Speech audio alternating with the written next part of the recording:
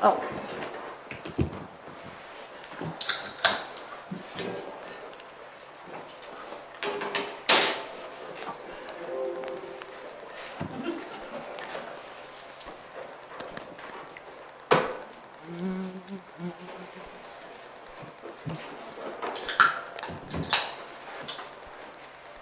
Are we on? It's not. There we go. There we go. Okay. I Technician. think we got them all on. We're going to get started. Brian's going to take attendance so we don't have to do a roll call. He's just going to write them down with everybody being here. Brian had sent me an email and asked that I start the meeting off as chairperson just to get things rolling because I had a background in what's been going on in the city. So I agreed that I would take on the role of chair until or unless we want to appoint somebody else. So that is the first order of business. Don't laugh at me, John. I think you're great. You should be the chair. So I am open for discussion since that's the first point of order on our agenda. If if someone else would like to be chair, if not, I'm happy to do it. I nominate Mindy to be chair. A second. That was quick. Anyone else? Are you sure? No. Okay, that sounds good. And hopefully with the AE2S study that comes in, maybe this will be a short-term chair, and maybe we'll have all of our problems addressed and solved and answered. Hint, hint. So with that, I am going to turn it over.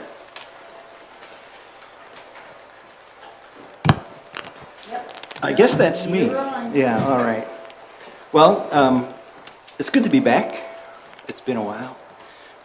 And what we'd like to do tonight is to interact with you on an approach to making the decision. That's what this is.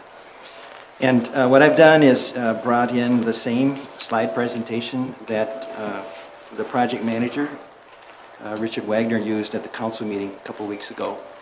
And I just want to go through that with you. The framework is the same. In terms of the study, we're on the home stretch, I guess you'd call it that. And a part of getting to the end has to do with making sure that the alternatives that are being considered are considered from both the cost approach and from a non-cost approach. You know, it's pretty easy to make a decision and pick the low-cost result, right? Because it's easy to sell that. It's easy to buy it.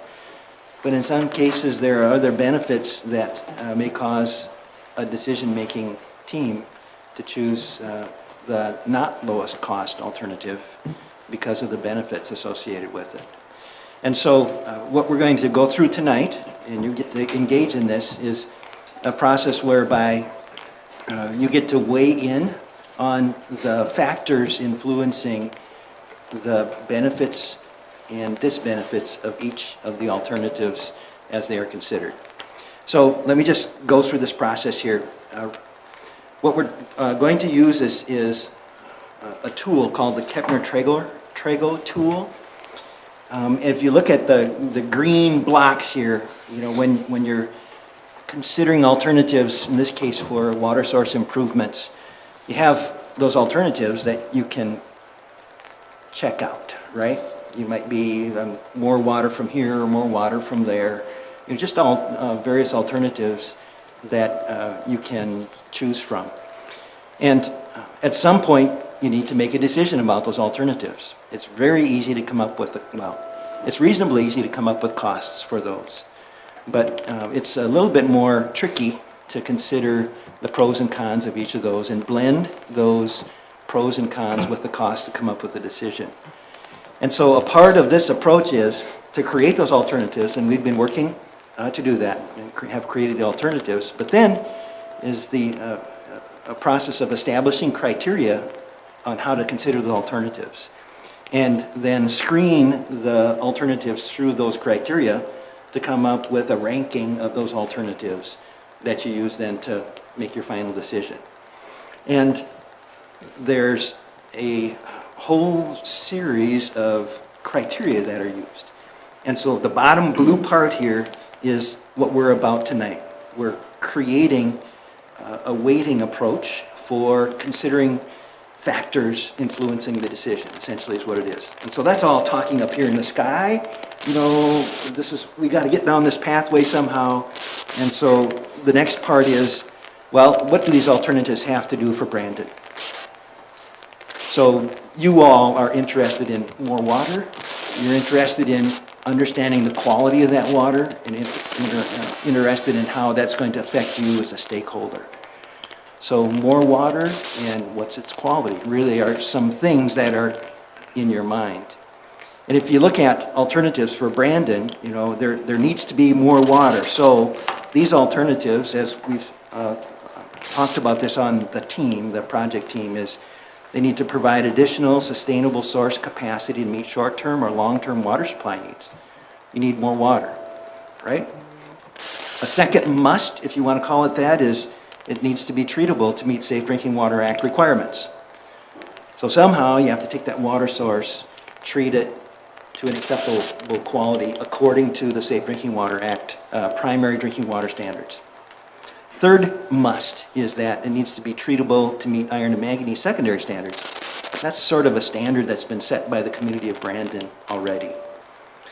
So there's really no new news here other than it's more water and setting a standard for treatment, right?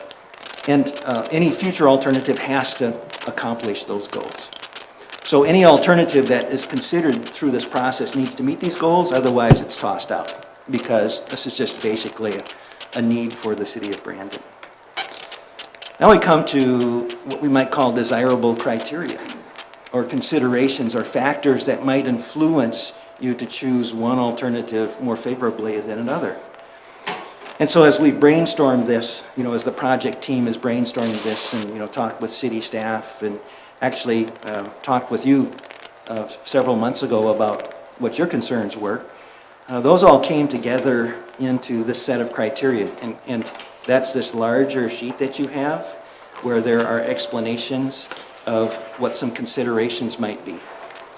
So the outline of that is that there's 4 main areas. There's stakeholder impacts, and you can see these 4 bullet points under there, impacts on the city of Brandon, customer impacts, construction impacts, public safety. These are all things that would be of concern to the stakeholders. Not that these other things aren't of concern to the stakeholders, but these are some factors that might rise to the top when the customers are in the city of Brandon's making a choice. And then the other 3 categories are more technical in nature or more administrative in nature. So we have source and treatment operations, and we put source and treatment together because in considering the alternative sources for Brandon, they all need to be treated to some degree. And so there's a link between source and treatment. And so that's why I've got this slash in here, because a source needs to have treatment associated with it. So there we're looking at process stability and reliability. This is treatment process stability, reliability, maintenance of that system, and residuals management. Turns out to be a pretty big deal for water treatment in Brandon. So that really focuses on, I guess I would call it the operations of the source and treatment system. The next part is having to do more with looking at the administrative side of things, or the how things are managed. So that falls into the categories of system characteristics and operations. So here we talk about staffing, you know, one alternative against another, how much staff is required and so forth. And we'll get into, you know, some of the thoughts behind each of these in a minute. How does this integrate with existing facilities? So if you're adding on or you're gaining more, how does that fit in with what you already have? And then the third consideration is supply and treatment redundancy. You know, Brandon's gaining traction on redundancy with the addition of more wells. Well, as you extend this into the future and think about supply redundancy and treatment redundancy, that really fits into how does the system operate as a whole, right? So these are some considerations under the system characteristics and operations. And finally, we've got implementation. So this is, how does this play out? What are some factors that figure into how this can be implemented for Brandon. So in the future, does that source or treatment capability have the capability to accommodate additional contaminants that might contaminate that source? So, is there flexibility? How can it accommodate that? A source acquisition, this has to do with, how much trouble is it to gain that source or to extend or expand that source? CIP considerations, this has likely to do mostly with phasing. As you look at the capital improvement plan out here to the next 25 to 50 years, and you put these pieces together, how does it all come together when you're considering source expansion and treatment expansion? And then finally, long-term system flexibility. This has to do with providing Brandon with options, if you want to call it that. So each of these criteria have, in this larger handout, considerations that help further define those. And so I just want to finish this short presentation here, and then we'll move from this sort of broad outline to looking at each of these individually. So we have participants in this process of developing the weight of these criteria. So we've got these criteria in your mind. It's me, okay? I wonder if it's just coming out of my phone speaker. Well, in one person's mind, the stakeholder considerations may be the top thing. In another person's mind, the operations of the system might be the top thing, right? And so that's why there are participants in making a decision. Different folks have different priorities, if you want to call it that. And tonight what we want to do is gain feedback from you regarding your priorities. So this is the Water Development Committee. We're doing the same thing with city staff. They get to weigh in on these and understand their what's important to them. And then AE2S, this project team, we're also weighing in from our perspective as your professionals, providing advice. So those are the participants in this process. What we want to do tonight with you is review these criteria in more detail so you understand what they are, and then enable you to rank them tonight. Put numbers onto these. And there's actually not that many things to put numbers on, but we certainly want to hear back from you tonight. So that would be you as an individual. And you may feel more or less qualified. We understand. And if you have questions, we would certainly want to answer them. But at least give you a way to weigh into the relative importance of these criteria. And then we'll use your weights to develop a ranking.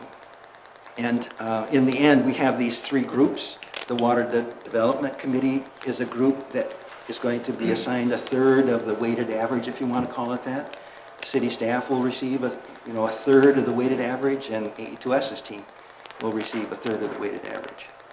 And then these weights will be consolidated and used to come through with an overall weighting system that will be used to score the alternatives. So at this point, we're just providing a process that enables us to understand how important certain considerations are relative to other ones. And then as the alternatives are scored by another team, and that's on the next page, we'll create a focus group, and the focus group will be composed of, I think it's now 2 people from the Water Development, 3? 2? 2 people from the Water Development Committee, 1 person from the City Council, city staff, and AE2S staff. We'll get together and actually score the alternatives in an intense technical session and use the weights that you've contributed to factor into the scores, right? So as we look at each of these criteria, an alternative will receive a score. And that score will be multiplied times the weights that you've assigned. So your weight will either inflate a score if you give it a high consideration, or it'll decrease a score relative to others if you give it a low consideration, right? So that's how the weights will be used. In the end, this is only assigning a ranking relative to non-economic factors. There will also be an economic score. That's the relative cost of each of these, and they'll be combined to be able to assign what gives you the most bang for your buck, if you want to call it that. You know, what gives you the most power to meet your goals for the dollar, right? So in the end, that all comes together, both the non-economic factors and the economic factors come together. So let me just, you know, you're sort of wondering in your mind, well, how do all these numbers come together? Let's just take this top section right here, and I'm going to switch to my PowerPoint. And here we go. Now, so I'm in the top section of your handout here. And in this top section, it's all about stakeholder impacts. And you can see that there are 4 objectives underneath that. So an alternative will, with this focus group, receive a score relative to City of Brandon impacts, a score of 1 to 10. And an alternative will get that. And there's, you know, various alternatives. So let's just say that alternative gets a score relative to City of Brandon impacts of 8. And that the weight assigned by normalizing all of the weights that everybody has provided, the weight of the City of Brandon also gets an 8. So now we have an 8. Did I say 8 before? Yeah, so we have 2 8s. 8 times 8 is 64. And let's just say that as a group, everyone has come together to decide that stakeholder impacts is number 10, gets the highest score. So 8 times 8 is 64, times 10 is 640. For that particular objective, that alternative would receive a weight of 640. And then the next alternative is scored. But the same weights are multiplied times the scores, right? So our job tonight is to enable you to assign weights to each of these main 4 categories, and also assign weights to each of the objectives under each category. Okay? That's the framework. As confusing as that may have sounded, I see some of you guys nodding your head. So, yeah. The whole deal here is to enable us to prioritize what's important for Brandon. And that's what this weighting is about. Trying to give higher weight to the highest priority and less weight to lower priorities. So as these alternatives are scored, that weight is considered in these non-cost considerations. How am I doing? I'm just checking on my assistant here, and he says I'm doing good, so I guess we're good. How's the pizza, by the way? Very That was good. Thank you. Is it all gone already?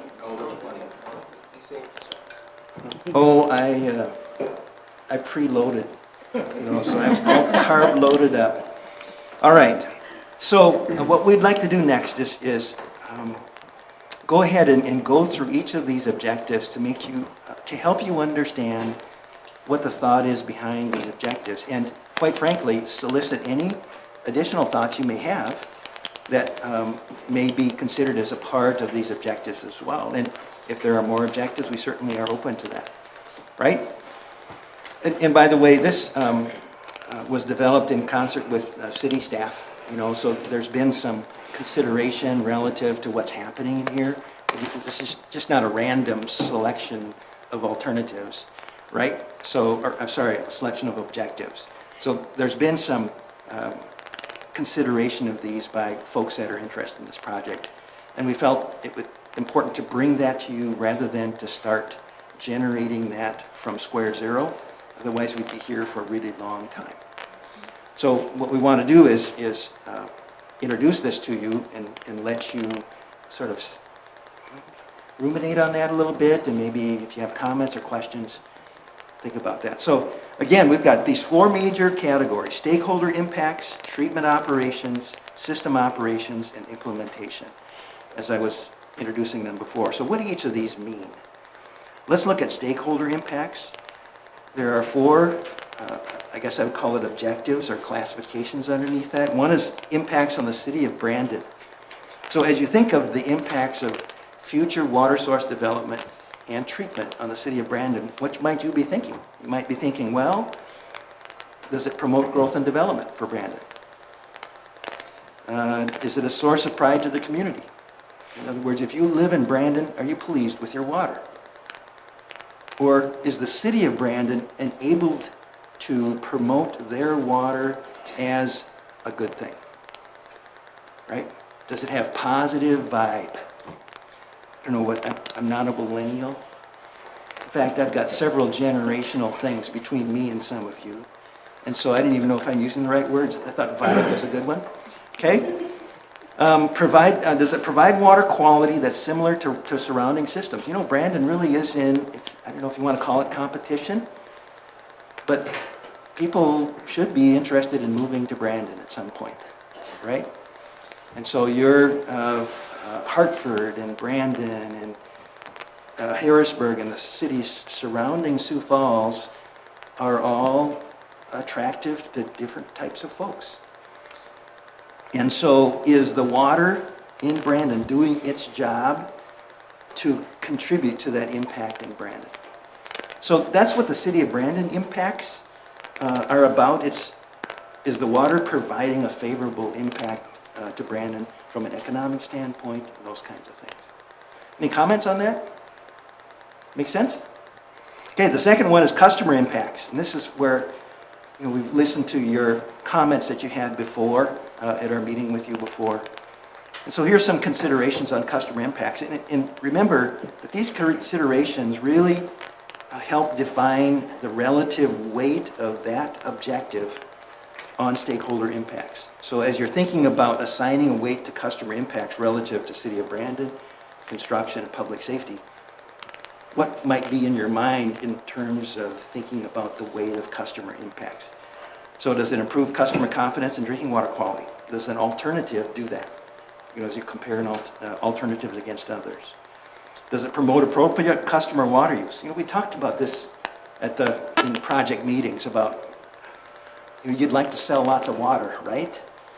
But it's now within a framework of conservation that's been developed in Brandon, which is a great idea because it enables you to extend your resources and provide a reasonable way for the customers to engage in their water from a capacity standpoint.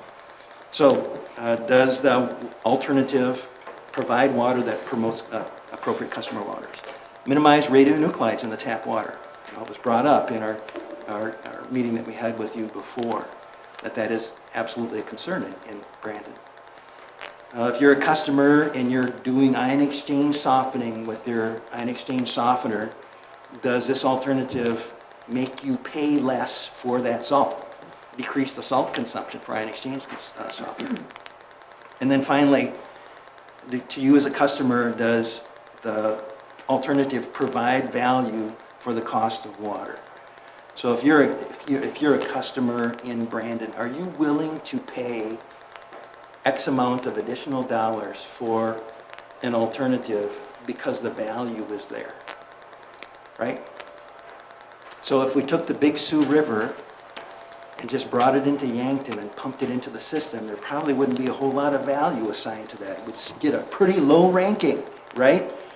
But if you provide a good quality that tastes great and is less filling, oh wait a minute, it has good mineralogical characteristics and so forth, that provides value that you as a customer likely would pay for. So in terms of customer impacts, does this help frame you in your mind what this really means? Any other thoughts on those? Okay. Construction impacts.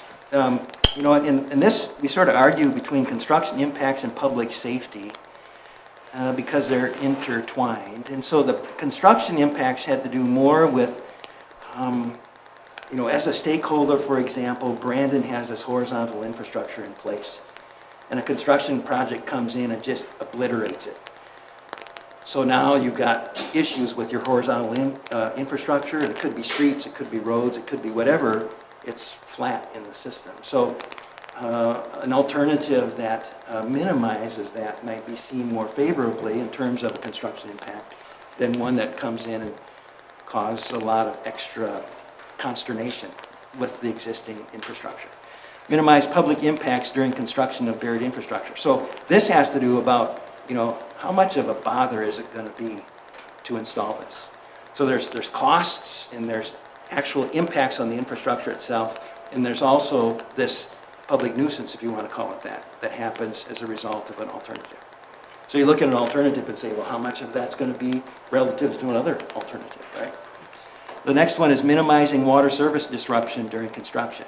You'd hope that the engineers working on a project will figure this out, but there's some avoidable disturbances that occur during construction, and so in the scoring of an alternative, that needs to be considered.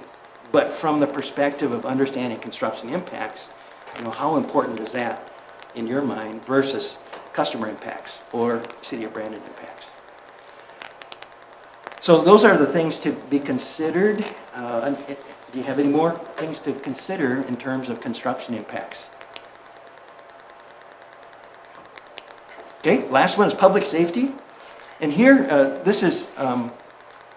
we're thinking about the safety of the community relative to exposures.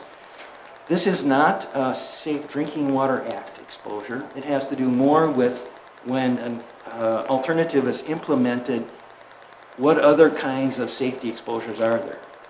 So for example, if we're bringing tons of more chemical into this location, and even though the system is designed to promote safe handling of those chemicals, it's just the fact that the sheer volume of more creates a bigger problem when there's a spill, right? So an alternative that minimizes treatment chemical hazard exposure might be better from that perspective. Minimizes potential contamination of water system during construction. Again, one would hope that the approach and the phasing of construction would minimize this, but there are some alternatives that have greater risk associated with that than other ones would have. So that public safety idea is more of exposure of the public to things that can happen as a result of an alternative being placed. It's not about the water quality improvement as it is more about the impact of to the public on by that alternative when it's being implemented, right? So when you think about the water quality improvements that might be happening, it's more about what happens relative to number one and number two. And to the consumer, the most important part is that, the City of Brandon impacts and the customer impacts. And to the consumer, it really strikes home on customer impacts, right? The water quality changes or improvement. So that's sort of the explanation of those objectives, and so now we're at a little waypoint here where we can continue on and discuss the other objectives, or we can just stop right here and say, okay, what are your, and quite frankly, we're available for discussion, but really this, from our perspective, is a personal ranking that you can do. And so, for example, under the objectives of stakeholder impacts, you can only assign 110. And it's a great idea. Oh, at the bottom of your sheet, there's a weighting scale. 10 is critically important, 7 to 9 is very, 5 to 6 is moderately, 3 to 4 is somewhat, and 1 to 2 is minimally. Right? And so you have the opportunity to assign numbers to each of these objectives. Are you ready to do that now, or do you want to wait until we go through the rest of these and then come back and do it? It's up to you. Each shaded area, like stakeholder impacts, we can have only one that is rated a 10, but in the next area we can also rate one of those a 10. That's right. So each of these 4 objectives that we've considered just now are the ones that you're ranking in terms of your priorities on the basis of 1 to 10. And with that weighting scale as a guide, and you have the opportunity to assign 110. In other words, what's the most important, what's critically important to you? And then from there, you can sort of weigh the other ones compared to that. So can multiple have 8s? Yes, you can have multiple 8s. Just remember that you don't want to give 110 and everything else 8, because that decreases the value of, I guess I'd call it separation between each of these factors, right? So yes, you might say, well, customer impacts is the highest priority for me. And City of Brandon and, it's probably next priority, or it might be the highest priority. But then you might say, well, construction impacts and public safety, they're about the same to me. So I'm at 6 with those, or 7, or whatever number you choose. So yes, the door is open for you to assign multiple weights, but remember that as you think about these weights, that there is, in your mind, a difference in priority.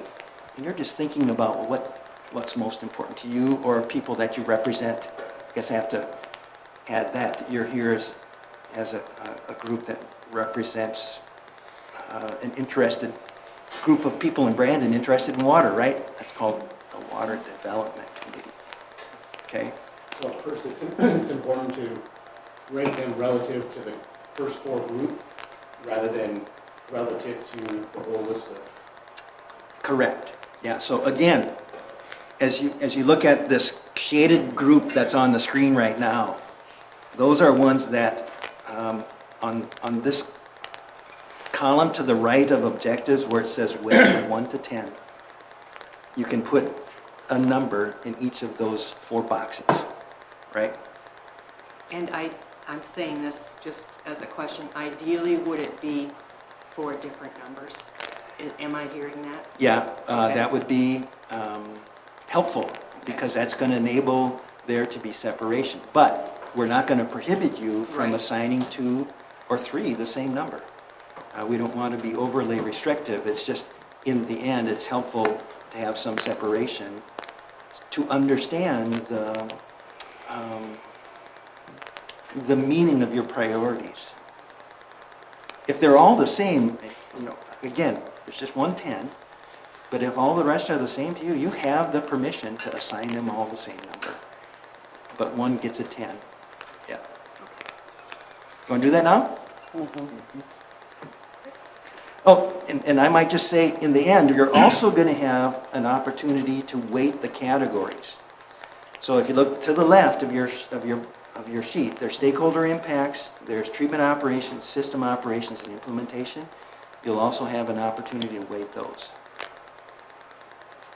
But for right now, we're going between the objective and the consideration. That's correct. Got it. And the considerations help you understand the objectives, how you're weighting those. Why don't you take a few minutes to do that? First one done gets another piece of pizza. Paul Sano, I can just see. He just sped up.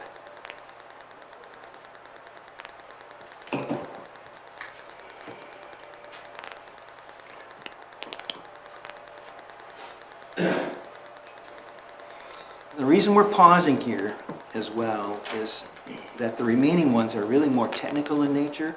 These probably are the easiest for you to rank against each other because you live it, right? You really live it. You live in the town.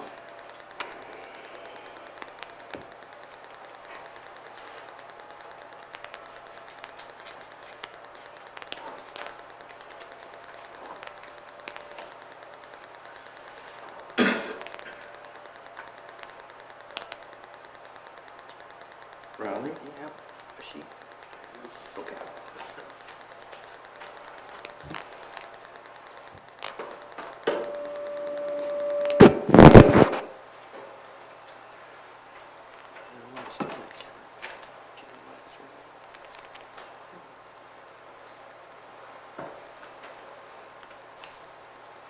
It's never happened to me, Del, so.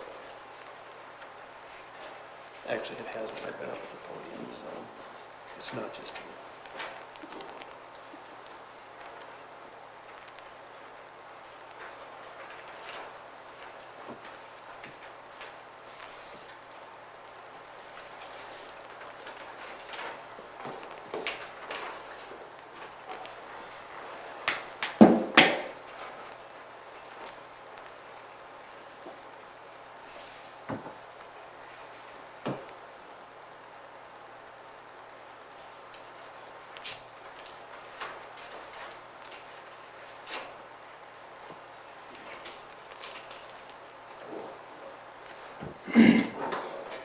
And by the way, you have the rest of the night to change your mind, but you are going to hand these in before you leave, right?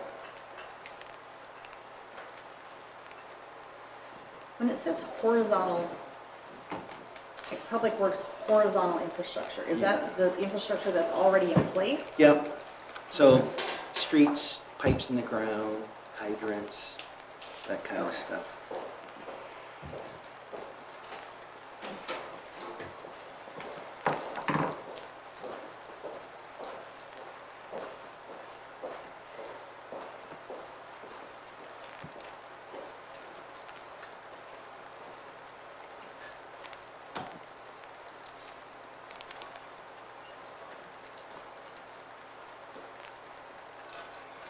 How are we doing? Ready to move on? Yep. Okay. You're doodling. I thought you were writing stuff. Creating the next powerful emoji. I have no idea why I'm thinking of that. All right. So what we're going to do now is go through all the rest of the considerations. And the reason we're going to do this is in the role that you have, you may feel more or less qualified to even make a ranking judgment on these technological things, right? And so whereas we pretty much required you to rank that first set, because of the nature of this, we're just going to leave it up to you as to whether or not you want to rank the considerations for these remaining 3 categories, right? And you have that freedom to just say, this is, I can't wrap my head around this stuff. Because you come from a whole bunch of different backgrounds, right? And some of you are engineers, some of you are not engineers. You have just a bunch of different jobs. And so we understand that. We felt that in that first one, it's pretty straightforward, and as a citizen, you can wrap your heads around what's in that first section. But these other ones, we're going to leave it up to you. And so what I'm going to do is go through all of these, same kind of thing, just to help you understand what the considerations are, and then enable you to choose whether or not you want to rank them. So I'm going to go through all the remaining 3 sections here: treatment operations, system operations, and implementation.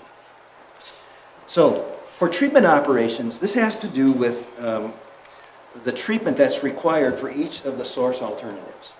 And you have different source options. Right? There's groundwater, there's different aquifers that you have access to and so forth that require different levels of treatment or different kinds of things that need to be removed. But within those treatment processes, there's 3 main categories. There's treatment operations. There's 3 main categories: process stability, reliability, there's maintenance, and residuals management. Okay, so what's process stability and reliability? This has to do with I guess you would call it confidence, that this alternative is providing a process that we're solid, we're good on, right? So the first consideration there, does it utilize robust and mature treatment technology? There are some technologies that have been around forever. They're confident. I mean, we know how to run them, the operators know how to run them, and they do a great job. And there's other ones that still do a great job, but they're newer. So they might be not necessarily experimental, but less familiar, right? So in some cases, someone ranking an alternative might feel more confident about something that is robust, it's going to produce that same water quality and be confident. So that's one consideration. Another one is provide multiple treatment areas for radionuclides. That is a concern in this community. Radionuclide removal is an appropriate technology for the Split Rock Creek Aquifer. So just like we provide in water treatment multiple barriers for, let's say, organism removal, where you have a filter that filters out particles that can be organisms, followed by disinfection with chlorine to kill. That's a multiple barrier technique. You can provide multiple barriers for radionuclides as well and increase the confidence that you have as a community in removing radionuclides. So since that's risen up as an issue relative to the Split Rock Creek Aquifer, that's a consideration for process stability and reliability. And the last one is enable staff confidence in the treatment technology and approach. That's sort of connected with the first one, except this one is more about how familiar is the staff with that? Are they confident that that treatment approach will work reliably, and long-term? So, you know, if you think about these three things, they contribute to what's called process stability and reliability. And this might be more important to one person, less important to another person. Second one is maintenance. So this one essentially is the more maintenance, the lower will be a score. The less maintenance, the better will be the score in the end. But in terms of ranking, it's how does maintenance rank against process stability and reliability.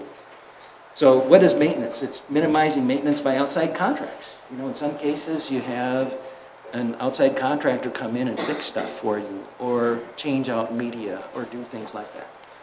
Just like what happened recently when the filter media was exchanged out by an outside contractor, okay, that the city hired. Simplify maintenance of water source treatment systems. You know, something that's simple to operate. You know, homeowners love this. You get something that's simple to operate and it's reliable, well, that's a good deal for a homeowner. Same thing with your vehicles, right? You know, if you don't have to do maintenance on a vehicle, you put gas in it, and that's about, well, you might change the oil. That's all about maintenance, right?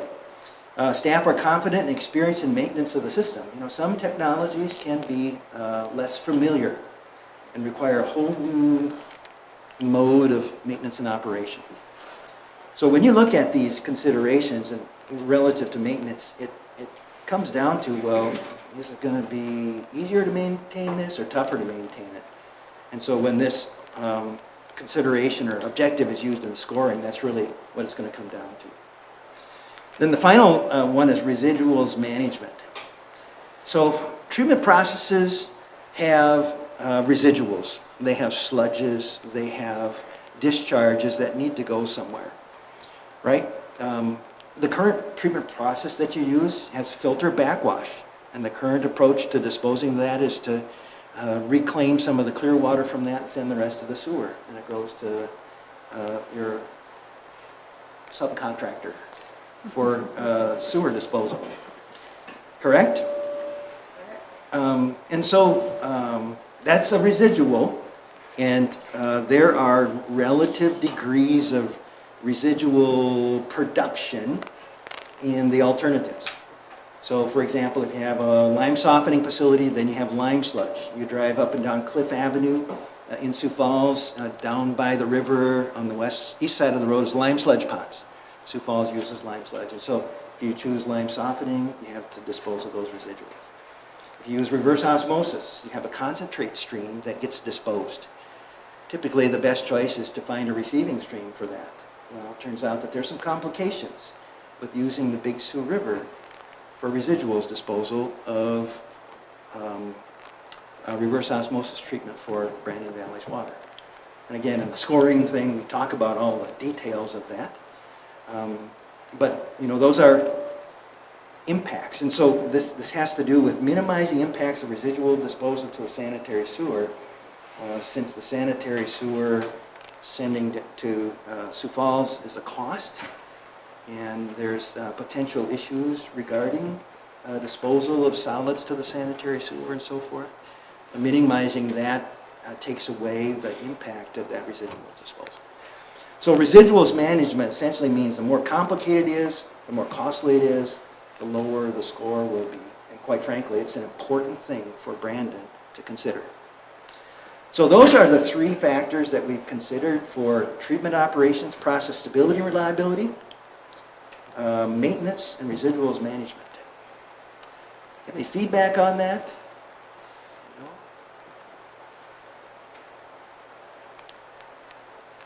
Seems like a lot of these are tied to a future cost. I know this is non-financial, but I still think of it in my head on how much is it going to cost me. Yeah, I do too. So, Yep. And so that is exactly the thought that is hard to separate. So, you know, here we're talking about the pros and cons. And in an alternative that provides the, I would say, the most, the highest degree of treatment, is where you generate typically the greatest amount of byproduct, because you're taking that stuff out of the water and putting it somewhere else, right? And so that byproduct has a cost to dispose of it, but it also has like pros and cons, like how difficult will that be, right? So I understand exactly what you're saying, Jason, you know, that there's costs associated with that. Just remember that the costs get connected into the actual costs, which are the other part of the consideration. So here we're thinking from an operational standpoint, you know, maybe it's the complexity of operation. When you think of process stability and reliability, or, you know, the success in treatment, you know, and engaging better treatment or better, a higher degree of treatment. I hate to say, use the word better, but higher degree of treatment. Makes sense. That the operators get, you know, gives that alternative more stability. It may come at a cost, but we're not considering that at this point. So, Jason, you're just right on in trying to separate that, and I'm just asking you to try and keep it separated. John? Question then, when you look at the costs, are the cost factors going to be weighted? You have this many categories again, so that the Yeah. cost factor, is it going to weigh more, or is it going to be the same as maybe one of these costs? Yeah, so the costs get ranked based upon their costs. So you end up with a number that considers both the capital cost and the operations and maintenance cost for an alternative. So you consider the life of that alternative, bring things to a present value so that you have a single number that you can assign to the cost. And so there's not a weighting of those costs with regard to criteria like this. It's just basically the highest cost one from the perspective of costs has the least amount of desirability, right? So when you consider the cost, it'll simply be a one-liner that says, this is the score from the KT analysis. And the most favorable alternative from the KT analysis that gets the highest scoring is the one that gets the highest ranking. And then the cost factor is the other line. So you end up with what comes out of the non-cost consideration lined up against the cost consideration. And I understand. I don't have a mathematical example to show you. I wasn't prepared to do that. But they are not ranked, other than Right, just just on the cost basis rates, of their cost cost. rates. Yep, Right. that's correct. And how far down are you dialing that to? Is it millions of dollars, or are we going to see it and saying, okay, this component of what we're talking about means $11 a month to you? Yeah. So when you compare, You know what I'm saying? I know 'Cause exactly what you mean. And so when you think about these costs, the alternatives will receive a cost number. And the differences in the alternatives is where you'll see what it means to you. So for example, and let's just use the existing treatment processes, iron and manganese removal and radium removal, to meet the secondary standards and the primary drinking water standards. And of course, all the other disinfection stuff associated with it. That's a base level of treatment. Brandon's not backsliding below that, right? If we look at the musts, all of them have to meet at least that level. So the next step up might be, let's add in another increment of radium removal. Okay? Leave the water hard, or in its current degree of hardness, right? But ratchet up a little bit more radium removal. I'm just speaking in round terms here. So the benefit you get from that is lower radium, but it comes at a cost. The next level up might be, or the next alternative might be, let's take some of the hardness from the water, some of the total dissolved solids from the water. So, you know, there's a cost comparison for that level of treatment, but it's still going to be on an O&M annual cost. In the end, the alternatives will have a customer cost associated with it, right? So what is it going to mean in terms of rates? it all gets figured out so that Yeah. people will be able to internalize what an alternative Okay, means. that's my question is, Yeah. can we see it in that comparison? Yes, So- yeah, so okay. in the end, the alternatives will have a impact on the customer kind of thing, right? Yeah, But when, we're not getting into this particular disposal technique raises your cost by X number of cents, yeah, or this chemical raises your cost by yeah, X order of number of cents. magnitude, Yes. yeah, okay. All right? So in the end, the differences between the alternatives will reflect a difference in quality, a difference in source, because the source influences quality, right? But in the end, you end up with, oh yeah, for this degree of treatment and from this source, this is what the costs will be. And if I ratchet up my degree of treatment, then this is the added cost associated with it. And you'll see that, in the end, when the scoring gets done, it all comes together, you'll see that. Yeah. Again, tonight we're coming back, these are great questions, by the way. So keep asking because they're in your mind, they're all great questions. But in the end, tonight, we're still interested in the relative importance of these considerations to you as a Water Development Committee person. Any other questions before we move forward?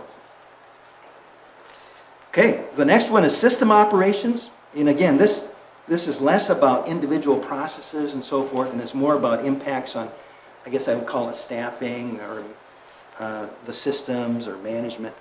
So for staffing requirements, it's essentially all about the amount of staff that you need to implement that alternative. Do we need a lot more? Do we need a little more? What is the impact of this on the staff? And do we need staff that has more training in order to implement this? So in the end, do we have to hire a class 4 rather than a class, what are you, Riley, class 5? Class 2? Yeah. So, does it increase the classification of the operator? That's a staffing consideration. Okay, the next one is integration of existing facilities. And this has to do with how well does this alternative integrate with the existing raw water infrastructure and treatment infrastructure. Right? The alternatives that we're considering don't move the water treatment plant. So really the water enters the distribution system from the same location, right? There's additions onto the existing infrastructure. There might be different types of treatment added to that. So how well does this alternative integrate with that? And also integrate with the existing raw water well system that you already have in place. Other kinds of ways to get water into the community. So that's what that is about. How well does it come together with this alternative? And then finally, the last factor there is supply and treatment redundancy. So this has to do with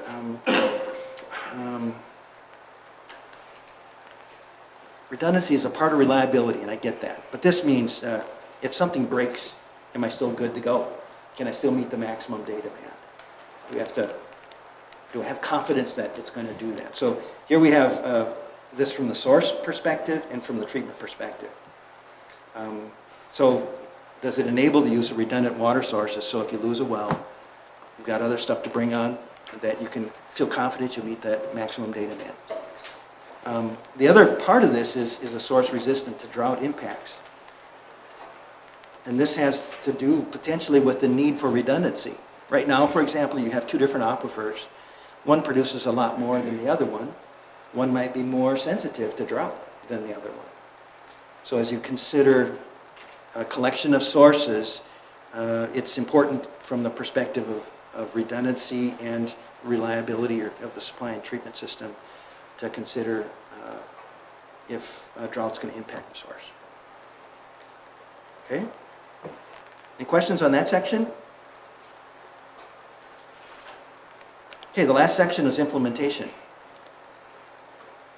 And if there's any section that the layperson might grab into in addition to that first one, it's probably this one. Because it sort of makes sense in terms of you manage your household, you manage your business, and this is a little bit about managing, right? So a part of it is accommodating additional contaminants. You know, sources can change water quality. And so as a manager, you want to have some confidence that your system is capable of managing through a change in water quality. So for example, the Big Sioux aquifer is more susceptible to nitrate contamination than the Split Rock Creek aquifer. So, you know, as you consider those, and consider developing more in the Big Sioux aquifer, is the treatment capable of handling that? If it is, well then you're okay. If it's not, then you might be less favorable in going that direction. So that's really what that's about. Does it provide the capability for accommodating changes in water quality? There are some treatment alternatives that wouldn't handle nitrate, for example, and other treatment alternatives that would. So as the team, the focus team scores that, they'll be able to really see a difference between this and be able to match this up, right? But from a perspective of ranking, again, this objective against other ones, how important is that? So the next one is water source acquisition. So this has to do with getting more source, you know, if you need more water rights or so forth, and once you receive that source, are you confident it'll be with you for the foreseeable future, right? So how hard is it to get a hold of this new source? How difficult is it? Are the permitting characteristics of that source known? And here we're talking about the water rights permits associated with acquiring a new source. Is there additional land required, and how tough will it be to get that land? Might be a consideration. And then finally, is there a lot more wells, or is there fewer wells with this one, and there might be for another alternative? So in terms of just getting that source online and acquiring it, these are sort of the considerations for water source acquisition. Okay, the next one is CIP impacts. This really has to do with long-term, is this alternative feasible, so as the community grows, the treatment and the source part can grow with the community. You know, we're in a 50-year planning mode here for this long-term water source plan. And so you don't need to install that target flow and capability 50 years down the road today. In fact, your customers might not be too happy about that because, you know, the loan's probably going to be paid off in 20 years, and how long are you going to be around, Paul? Long time. Yeah, long time. So, you know, when facilities are expanded and added to in a system, there's always this discussion about how do you phase it? How do you build it appropriately so that the folks who are living here have the opportunity to share in the benefit and share in the cost, right? And so, you know, it's probably a 20 or 30-year consideration in terms of phasing. It sort of matches up with some of the financial instruments that are used, you know, 20 or 30-year SRF loan or whatever. So some of the stuff comes together. But the idea is for alternatives, how well do they fit into this phasing for capital improvements? And then finally is long-term system flexibility and security. You know, this might be connected to water source acquisition, but we wanted to separate it. And so what this has to do with is, how can I explain this the best? We're still looking at just 50 years. How well does this alternative fit with something longer than that, right? Or is this approach, this source, going to provide you something more than 50 years? You know, so it opens the door to really considering the fact that you're looking for sustainability for Brandon long time into the future. And so one of the things that helps you do that is you waste less. You got conservation going on as a community, but also in treatment you can do conservation. And so this is about does this source/treatment alternative do a good job of conserving the source? Or does it use more water? And just as a matter of comparison, When you use an RO system in your home, you don't get very much treated water out of that compared to how much you waste. And this is just because of the scale of that. It's not because it's bad, it's just how they work. You know, you might get 5 to 10% of the water that you run through that actually comes to your faucet. Can't do that at a municipal scale, otherwise our sources would be depleted.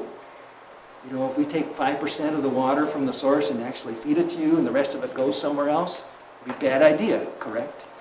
And so this has to do with, you know, this long-term system, flexibility, security, is this alternative, utilizing this water well.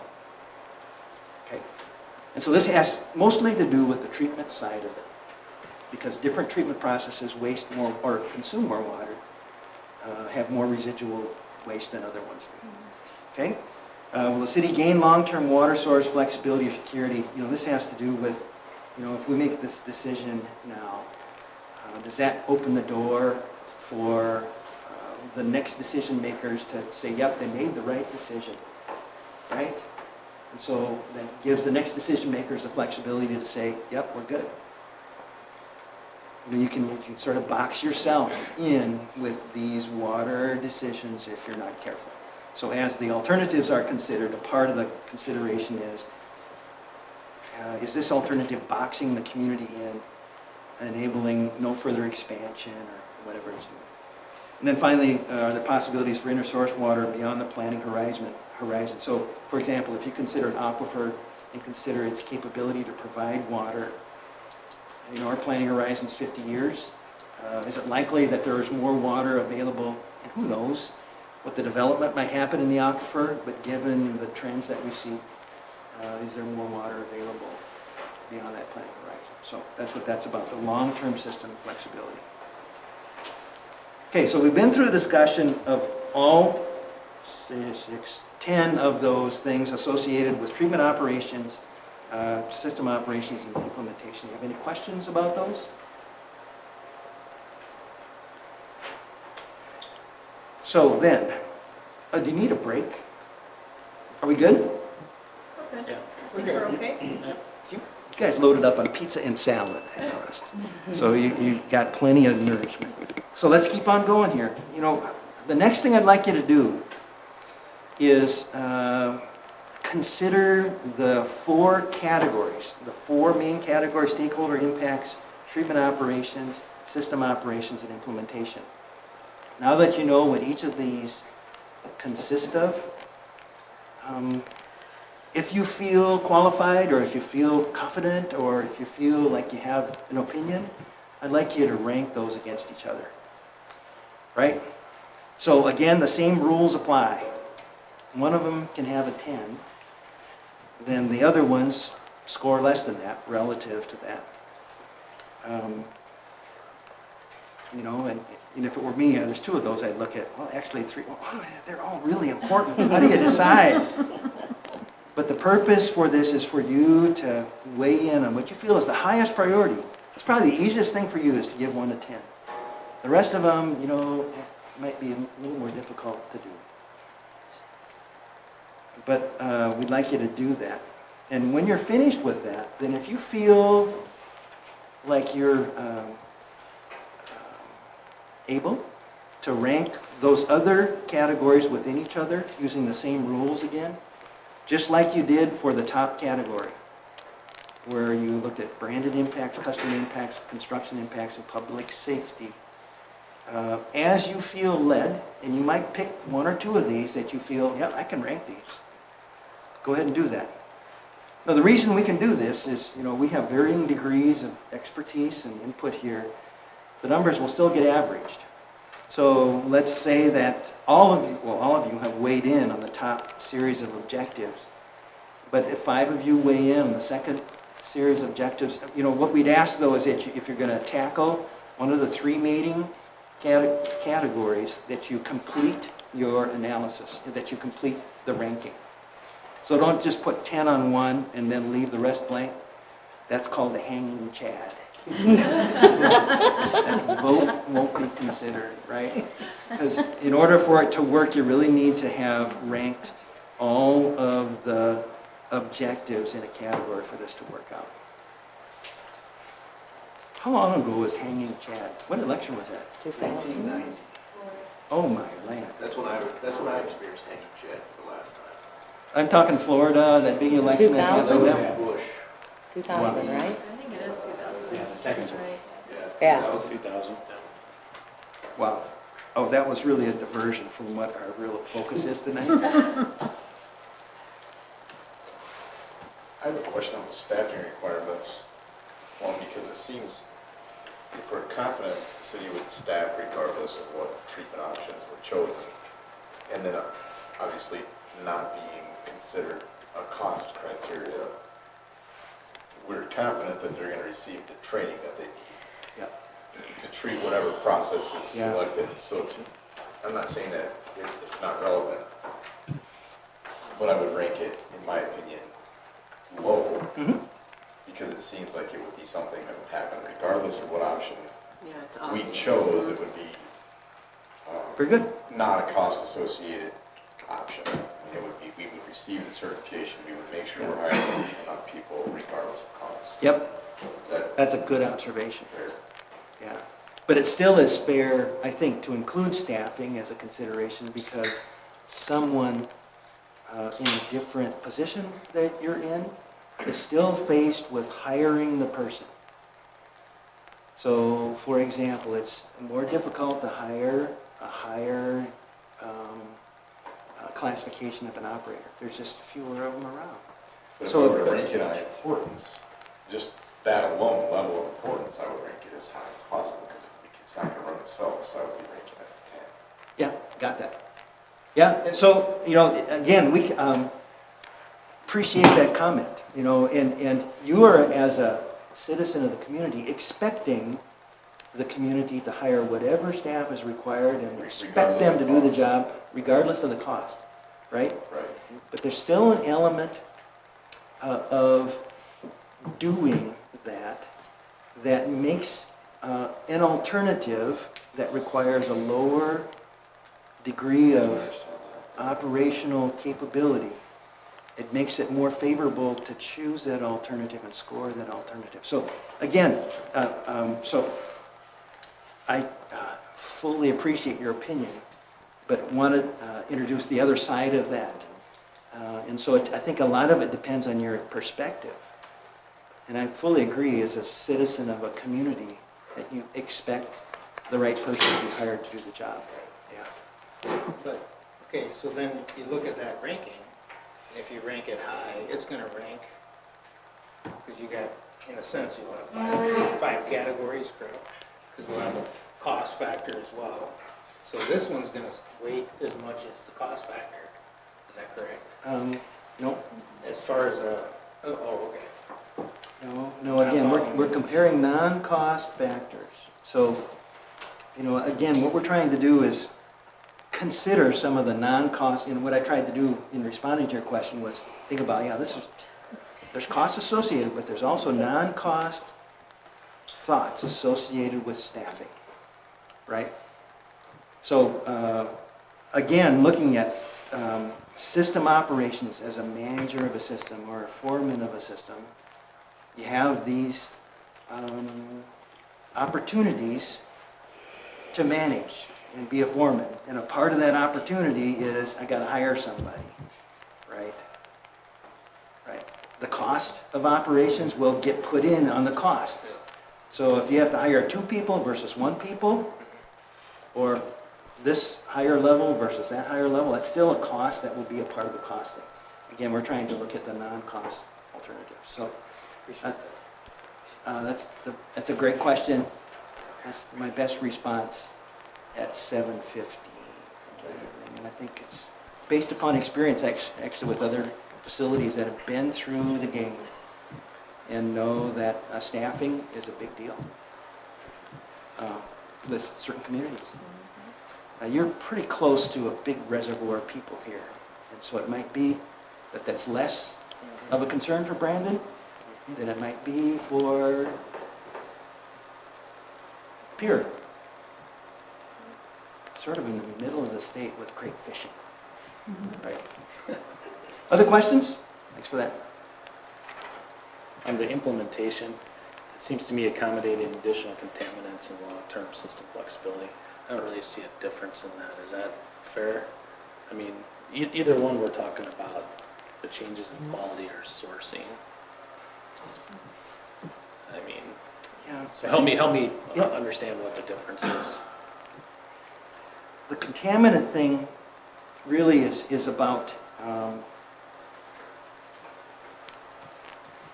enabling the alternative to handle, and it's not necessarily unforeseen, it's possible contaminant issues, and I use the nitrate example, right? Where you can have a well that right now meets the requirements of the Safe Drinking Water Act, but as time goes on, can become contaminated. And so in terms of the accommodating conditional contaminants, it's really focused on water quality and the capability of the system to handle changes in water quality. Okay, versus long-term system flexibility is more about flow. It's more about quantity than it is quality. So you look at optimized utilization of the sources. If you waste less, you gain more from that source, essentially, because more of the water you pull from the source goes to the user. You know, this idea of flexibility for the community in forging ahead with other wells or whatever in the source, possibilities for additional source water beyond the planning horizon. So how robust is this alternative in terms of, you know, we're into this huge, big aquifer, right, compared to this other smaller aquifer. So I think in separating those, Jason, I think it's more that accommodating additional contaminants is more about quality, and that long-term system flexibility and security is more about quantity. Okay. Does that help? It does. I just think of the, you know, the discussions we've had between the Big Sioux and Split Rock, and, you know, and I think that flexibility is important because, you know, I think Split Rock is one of those that we don't know what the future is, and Big Sioux is going to always kind of fluctuate. Mm-hmm. So, you know, we may have to change courses if we go one direction, I guess is my point. So an alternative that utilizes both of them. Yeah. gives you more Oh, yeah, flexibility, yeah, that makes right? sense, yeah. If you think about that, flexibility regarding contaminants and so forth, maybe even flexibility regarding flow. So, yeah. So again, feel free, you know, you're weighting those four main categories, right? One gets a 10 and the other one's something less than that. Again, use that weighting scale regarding relative importance. And then under the objectives, there's those three remaining categories other than the stakeholder impacts. And if you feel led, feel free to go ahead and weight those against each other using the same rules. Which ones? So I'm looking at these ones right here. Yeah, You can go ahead and choose if you want to weight these or not, right? okay. Just depending on your perception and confidence and things like that, if you feel able or qualified. There's just lots of words that I'm trying to use Well, to I'm not... not really qualified, but I always have an opinion. That's why if you have an opinion, feel free. You know, I guess I was trying to use a bunch of words to try and make sure that I didn't exclude folks from weighing in on those if they felt like.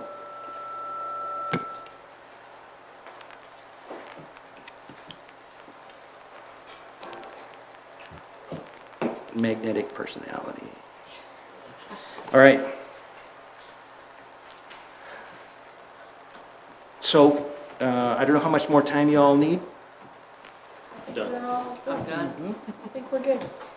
Okay, so I think there's more agenda item here. So I think it's 2 volunteers Yep. that we're seeking. I think the Yep. date is going to be the 12th at June 9 12th? o'clock in the morning. June 12th at 9 o'clock in the morning. Again, I know you're volunteers. Y'all have lives.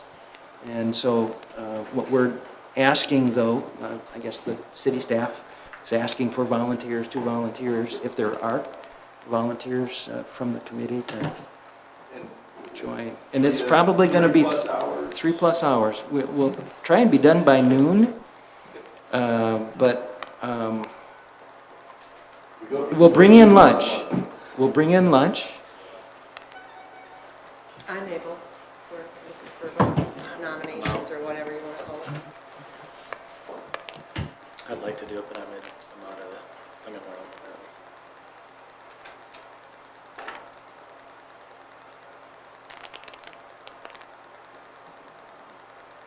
I'm also available. When is it? What week? June 12th. Wednesday, next Wednesday. Yeah, next Wednesday. And, Tomorrow. and what I want to do is also offer that there will be help. You know, we'll get into this. It's going to be a group decision versus this has all been individual. So we all have to, when we look at the alternatives, agree, yeah, this is the score that will be applied. And we'll provide technical assistance and so forth to fill in the gaps and do that. I am interested and available, but I'm also no longer a Brandon resident, so I'm also concerned about that perception or conflict. I don't want to try to influence to everybody else. We have to be Brandon resident. And so tell me again the other makeup of it. And so there'll be city, City employees, I don't know, Brian, if you know who will be there from the city staff? Oh, definitely Tammy and Raleigh, yeah. Yep. and Donovan maybe. Yep. And then AE2S staff will be there. There'll be, I know for sure, 3 folks from AE2S that are on the project working through the technical side of things. Could be 4, depending on travel stuff. But again, we really feel we need to provide technical resources, help understand what the alternatives mean, that kind of thing, so. Yeah. Clarification, only Trudy and, myself, are available. I believe that is it. So, Congratulations. Yep. Thank you guys. Yes, thank you for doing that. And that's at AE2S? No, office? that's Oh, going to be here. Okay, Here? here. Yeah, probably in the conference room. Oh, There. Okay.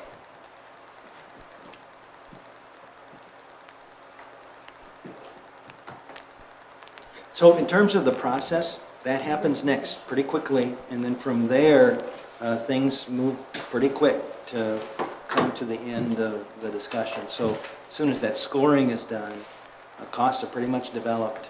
That scoring is combined with the costs to help a conclusion or recommendation be developed. And so then things will move along fairly quickly after that. Okay. Any other comments, questions, concerns regarding? You say you were handing these in Yeah. tonight. But yes, you are. Well, I want to see it for next week too. I want to look this over and remember in my mind what I weighted things. No, maybe I can make you a copy. Okay, all right. Maybe I'll take a picture. Oh, yeah, take a picture. Yeah, I can take a picture. Great. See, I wouldn't have thought of taking a picture. I just had an accident, should have taken a picture. Bad idea. You jump out of the car, you take a picture. Otherwise, it's your word against the other person's word, right? Oh, my land.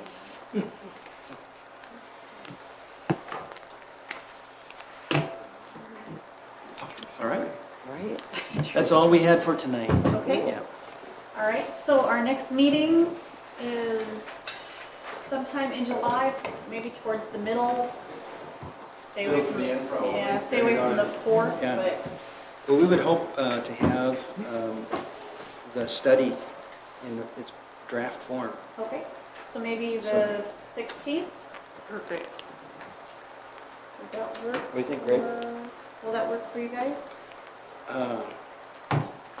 I should look, oh, I have my calendar on my phone.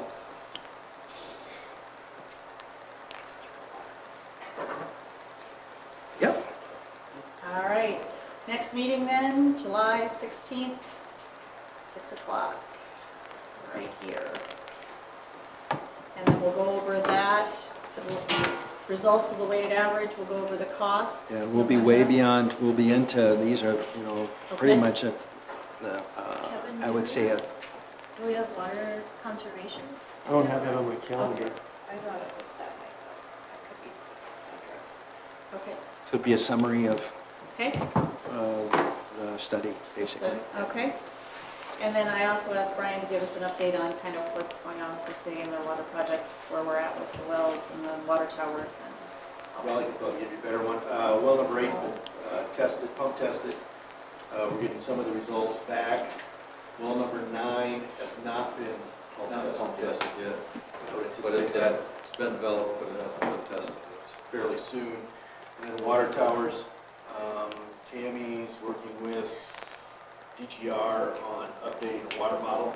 Yep. And then probably start design, finalize design this fall. We're out for bid next January, February. That's good. What time to do it? Okay. Anything else for the good of the meeting? The group? Water conservation sign. Oh, water conservation signs? Everybody can Yes. take a couple and get them out to your neighborhood, we appreciate it. I see the one in our neighborhood. Water conservation signs. Looks good. I have a second for now. Do they move? Yeah, July 2nd. Oh, that's right. I wonder if I have that. More pizza? Help yourself, so it's not left over. So, Thank you, everybody, for coming. yeah, let me collect these. Oh, I should make it. When I walked down, What's good, fold yours in half, fold in half, please. You want my name on it? Yes, put your name on it. You know, you're Oh, boy.